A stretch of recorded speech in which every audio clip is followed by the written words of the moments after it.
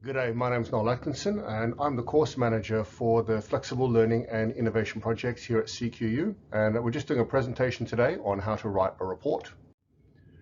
What is a report? Report writing is a formal document giving technical information and an informed opinion relating to a specific task, and reports are written for a variety of purposes. There's business reports, financial reports, feasibility studies. One of the best ways to understand a report is that you're actually often commissioned to write a report. So your boss may come to you and say, one of your tasks is to write a 2,500 word report about future growth for the business. You have 2 weeks and they'll give you all the specifications behind it. And you've got to ask yourself, why have I been asked to write this report? So what is the difference between a report and an essay? In short, reports have headings, essays don't. Essays are argumentative in style and scholarly opinion is more obvious. So 25 years ago, universities always relied on essays as the main form of an assessment. That has changed because business likes reports. So reports are commissioned and you are the content expert. That you need to imagine yourself as being a content expert where your boss has asked you to write a report about the future of an organization. Reports have a scholarly opinion. We try to embed them in as much as fact, but we need to acknowledge it is your opinion, and that's what people are seeking out for you. To give you an idea, a simple case would be General Motors, Volvo, BMW, Mercedes-Benz, all consulted with their experts about the future, and almost all of them wrote reports stating that electric cars will be nothing more than a niche vehicle moving forward. Tesla, with Elon Musk, produced reports saying that electric vehicles will be quite widely adopted in the next couple of years. Currently, it looks like Tesla is the market winner out of this report and clash of ideas. And so business innovates when different content experts disagree and different companies try different ways forward. You are the content expert. You have been commissioned to write a report, and you need to show the company the way forward with your report. These are the different parts of a report. You don't need to include all of them. You can modify them. You don't need to have them all using the exact same titles I've used here. It's just a description and a potential idea, but I would encourage you, break down your parts of a report and figure out what you want to include in it and not include in the report. A title page has usually a nice, crisp, white cover page. We don't print very much these days. When we do print, it's important. You're not saving paper because we don't print at CQU, but should your report ever be printed, don't try and save paper for something that's so important. So lots of white space on your cover page, and it shows that you understand what is being a professional. Include on your cover page your name, who the report is for, items such as what is the word count, and you might write your word count is 2,500 words, excluding your references, your executive summary, and any appendices. So just putting on the front cover page who the report is for, a good title, and any facts that we need to know about the report. An abstract or an executive summary is really important.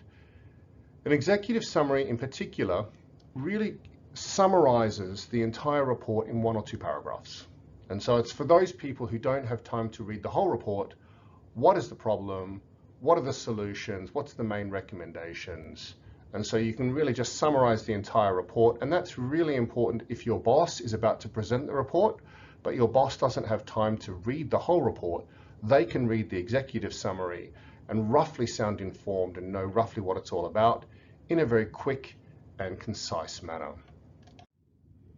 A table of contents, especially if your report is longer than usually about 3 or 4 pages, you put in a table of contents just so people can find where parts of the report are quickly. And for even longer reports, we may even include a separate page on the different figures and tables found within the report so people can quickly find where table 2 is or where a pie chart is found and navigate their way through the report. Scope of the report, this is not always included. You may want to have it in there or not. I generally don't put it into academic papers, although if it's a longer report, you might want to put it in, and this includes what's going to be in the report and what's not going to be in the report. Your introduction. Introductions should get my attention.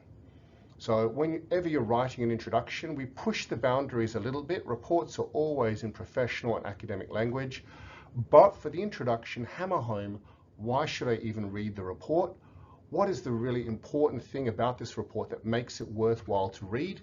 Because we are all busy people. If the report is deemed to be boring or not important, people are not going to read it. So you really want to make sure your introduction uses slightly more expressive and emotional language to get your attention and really highlighting the problem, maybe some of the background, just to really make sure that I want to read this report. An analysis of the report, it's often the main body of the report, looking at, well, what is the problem? What is the situation? What are potential solutions? So we start to list some of the facts and some of the different recommendations that we can start to put on there. In general, we may want to put some lists in as well.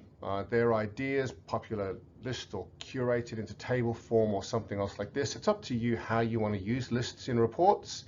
Reports usually use them a lot more than essays because reports like to be concise and they often have a lot of precise details put into the report. And then, of course, a really important part is the conclusion. What do you finally, you've got a problem. What is the general conclusion? What are some of the solutions and how we want to move forward? So this is the problem, this is the solution, wrapping it all up into a nice, neat conclusion. And it may be presented as dot points, although I tend to steer clear of that in academic papers. I tend to write them down. And then, of course, you may want to put into a separate section recommendations. So based on the report, this is the problem, this is the solution, and this is the recommended course of action as a way forward.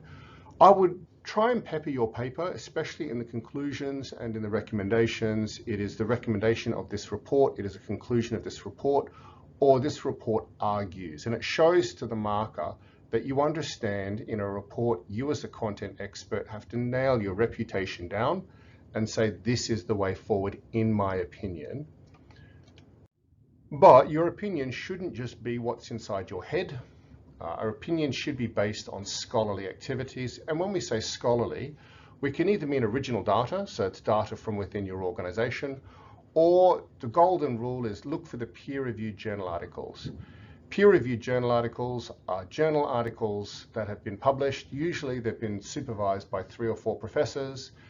If anything is not true found within them, they have to be retracted, and they've usually been checked for quality. But peer-reviewed journal articles are conservative. So in my field, which is in particular IT, we often look at the industry magazines for the latest ideas. These, of course, are not peer-reviewed or checked. And then we go to the peer-reviewed journal articles to make sure that the new ideas that we're talking about are still respected within industry as well. Then, of course, appendices. These are really good for putting in anything that's boring, specific data, maps, or anything that couldn't fit in the report. You can add them to the appendix, and survey results, diagrams are really good to put in the back of the report, and people who have a particular interest in them can open up the appendix and have a look inside. For more help, don't forget to check out the CQ library. There's some training videos there, and contact your course manager or else have a look on the Be Different platform. I really enjoy having you all in the course, and please enjoy your time on the Be Different platform.